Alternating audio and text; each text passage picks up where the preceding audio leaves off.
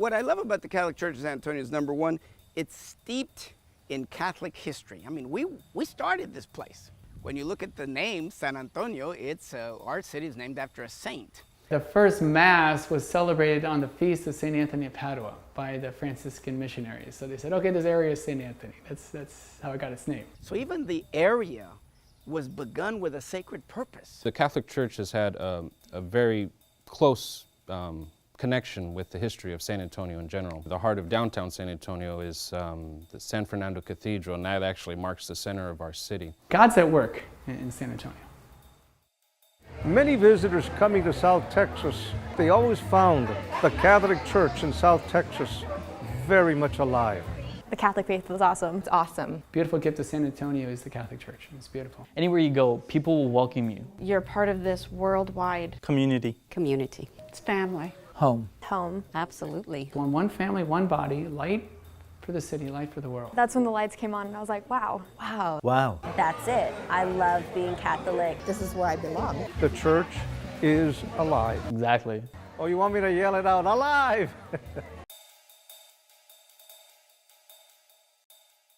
There is tremendous growth here in San Antonio. Every day, people are coming to San Antonio. We're going to be somewhere around 2 million people here in about the next 10 years. And that's just San Antonio social economic area.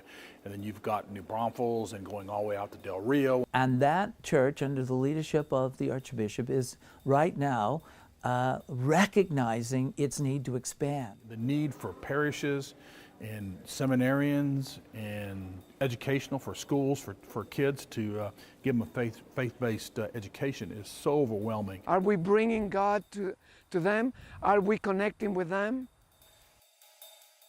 We've outgrown the ability to host all the ministries we have on any given night because there's no more rooms. All the masses, including the 5:30 Sunday Life Team Mass, there are people standing. So as we add these hundreds of thousands of Catholics who are coming into the Archdiocese of San Antonio, we have to establish more parishes. We're busting at the seams, absolutely. Well, we need at least 8 fields like this in which we can build a place in which God will be worshiped and where people, they will build community. Thanks be to God for St. Vincent de Paul. Obviously, this building needs to really be rebuilt. There's all kinds of now codes and policies that have to be abided by. Otherwise, you just can't have it. You have to raise more funds. And again, these are opportunities for people to live the gospel. This building is so old, it needs a little love, and things are starting to fall apart. And that's a challenge, because just to keep up a house, it costs money. A building this big, it's over 44,000 square feet. It's a little financial problem sometimes. It's a diamond in the rough. This is home away from home for me. Every day is you don't know what you're going to get. You see the light go on and you go, this is why I do it. I love it. It's hard not to choke up. It really is. We have an amazing mission. We're all building a foundation together. I start every class with prayer, even though I'm their math teacher, and it's not religion class. We still start with prayer. That's the difference between being maybe in a public school and in a Catholic school, because we can focus more on those virtues. We are at capacity. Our building size is what kind of holds us back from really giving. Our AC, our restroom, our plumbing, it's a problem. The students would love a gym. Our gym, needs renovation. Build a gym or gathering area for kids to play basketball in or have CYO games at. Without that, I think parents would make decisions not to send their kids to Catholic school. Just things like that is what makes our school lose families. Everybody here is here for the right reason. It's a gift. It's a blessing. We have what it takes at the core. We just need that extra help.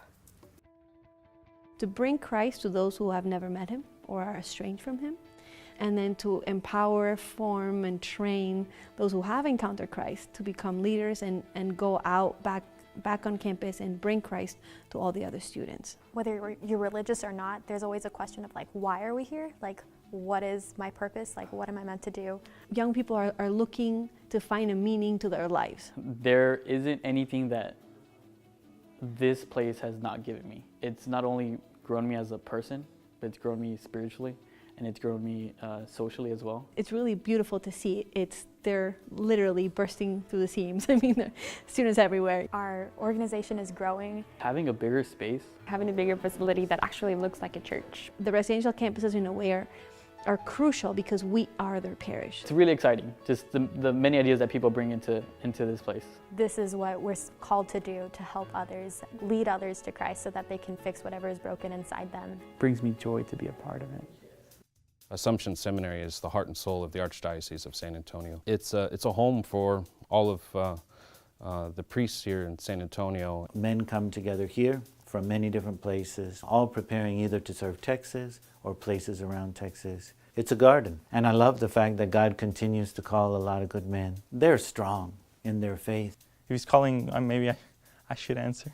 Some of the buildings on our campus are from the 60s. St. John's Hall, which used to be called the Student Union Building. We have conferences there, Rector's Conference, workshop, human growth workshop, celibate workshops. We need more classroom space, we need more meeting room space. You know, the spirit of all the seminaries going through is always new, but the building itself is, getting a little old. There's a movie projector in the auditorium that must be from the 1940s or something, and it's still there. Sometimes the equipment fails and the presenter comes and our mic doesn't work and the systems start crackling up, and it is a necessary part to have adequate technologies because that's where we live. Even Pope Francis has Twitter. We want to be as available to people as the Lord would want us to be. Really, that's what updating the building and doing some other things will help us to do. And as a seminarian, I feel like I'm part of that home. This idea of pilgrimage to the missions has been around a long time, much like the Camino de Santiago. All the way along that Camino, you feel the support of every different entity. They're all involved, and they're all supporting your movement as a pilgrim towards the shrine. I haven't seen the kind of focus on the missions and this whole area that is going on right now. And I think we can help it grow into the support system that people will want to do pilgrimages. Many people do the pilgrimage to Guadalupe in Mexico. There have been pilgrimages from San Antonio to Lourdes, to Fatima, to Rome, to Jerusalem. You hear about that all the time. So pilgrimage is already part of the DNA of Catholics of San Antonio. But I do trust the process in which the Lord is calling us to say, set it up and let's see what I can do about this.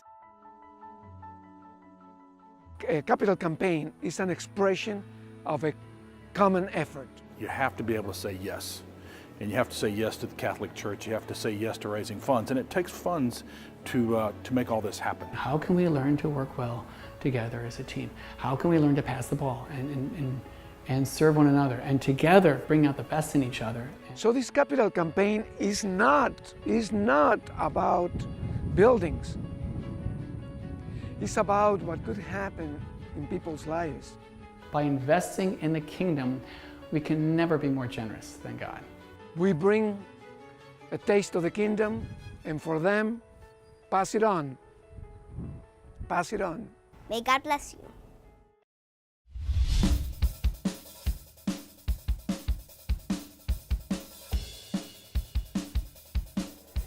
What is the campaign about? Find it on the way.